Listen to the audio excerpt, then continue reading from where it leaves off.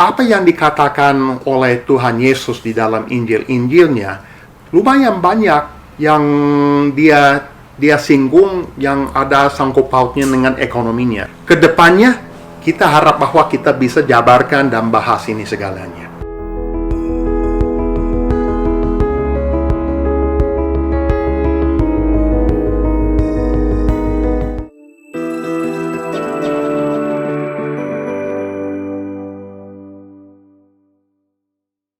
Kita harus ada visinya dulu sebelum kita revisi. Karena dalam bahasa Inggris, re atau artinya ulang. Jadi kalau kita harus revisi, harus ada visi ulang, harus ada visi dulu dong. Karena visinya itu memang kita harus tahu kita mau kemana sebelum kita bisa setelnya, supaya kita bisa tahu apa itu targetnya dan sasarannya yang benar atau tidak. Nah, bagi kita visinya itu visi yang dikasih Tuhan, kerajaan Tuhan sendiri ya, di mana Tuhan berdaulat atas segalanya. Itu visi kita, di mana kita memang menyembah yang atas segalanya. Kita juga memang bisa terhadap sesamanya bisa baik, khususnya yang paling rapuh, yang paling dipinggirkan, yang paling diabaikan, karena mereka yang paling perlu pedulinya kita.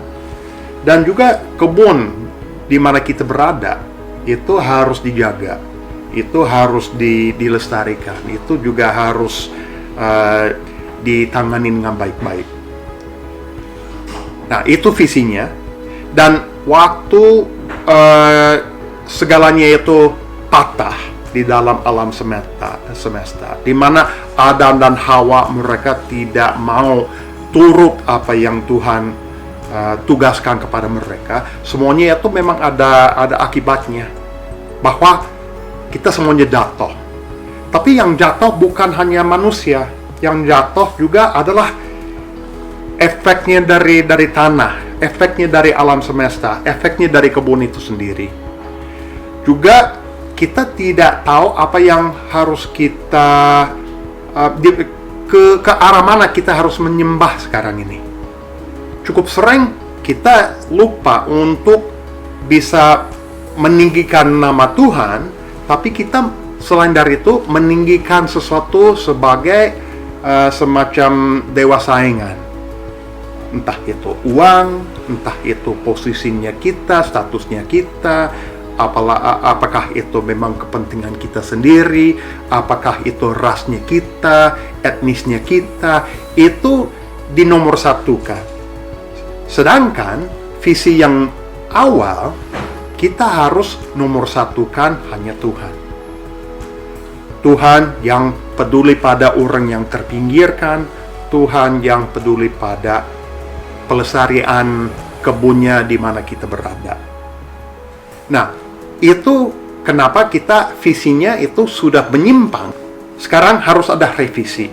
Kita harus kembali ke jalan awal, jalan semula. Bagaimana kita bisa lakukan itu?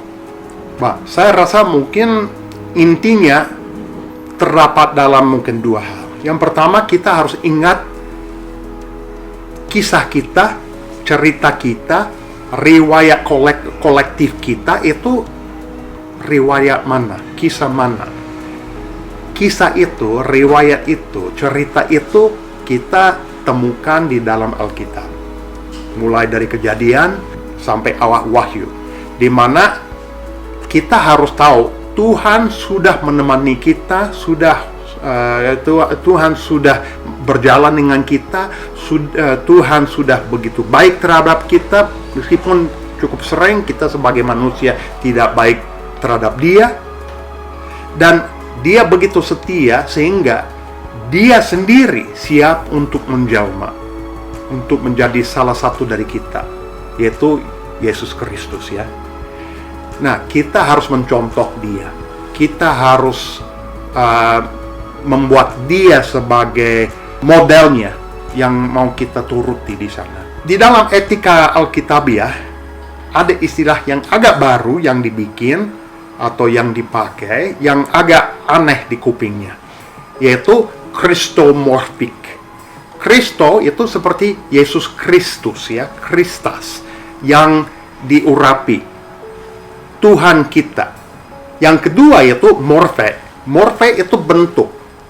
Jadi kalau ada sesuatu yang Christomorphic, itu di dalam bentuknya Tuhan Yesus.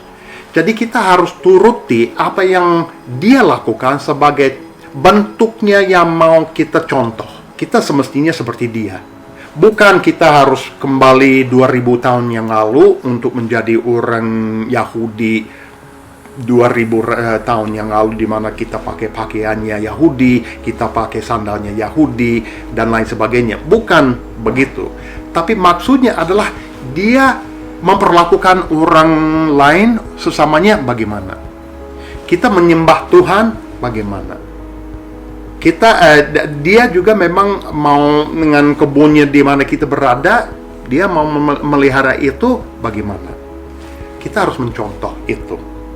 Dan ini semuanya kita temukan di dalam bentuknya kisah, cerita, riwayat.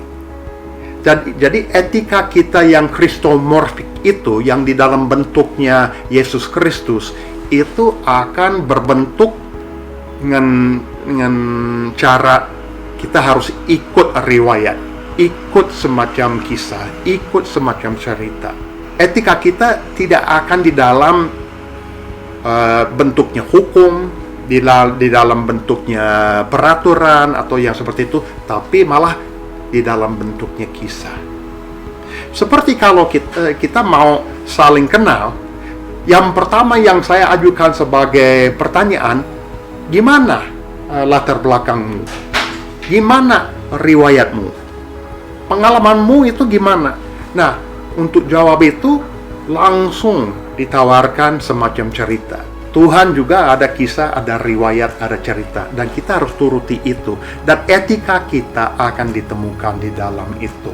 Dan kita harus siap untuk mencontohnya, harus siap untuk menjadi salah satu orang yang menjelma di dalam itu, seperti Tuhan menjelma di tengah-tengah kita, supaya kita bisa setia terhadap apa yang mau dijejaki.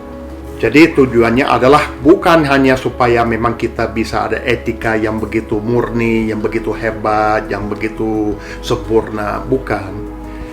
Bukan supaya memang kita bisa begitu sakral hatinya atau boleh dibersihkan begitu saja. Itu sangat baik, tapi bukan itu sasarannya. Sasaran kita di dalam ini, implikasi ini semuanya itu mau kemana? Khususnya tentang ekonominya. Apa yang dikatakan oleh Tuhan Yesus di dalam Injil-Injilnya lumayan banyak yang dia singgung yang ada sangkut pautnya dengan ekonominya, dengan uangnya, dengan orang yang kaya, dengan orang yang miskin dan lain sebagainya. Nah, itu juga kita mau bahas di dalam ini semuanya. Kita ditaruh, diletakkan di dalam kebun ini, seperti saya bilang tadi, untuk bisa menyembah yang semestinya disembah. Uang dan masalah keuangannya itu sangat penting.